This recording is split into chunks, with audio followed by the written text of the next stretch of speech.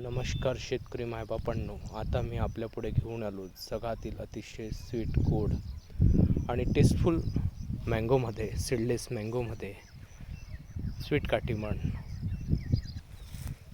Seedless मँगोमधील हा sweet काटीमण आपण बघू शकता.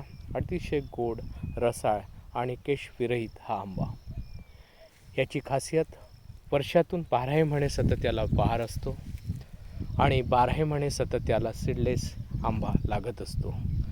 विदर्भातील वातावरणात तयार होणारा हा स्वीट काटीमण आंबा आपण बघू शकता.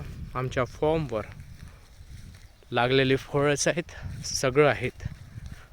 इंटरनॅशनल लेवल्सने याची आज जगात मागणी आहे.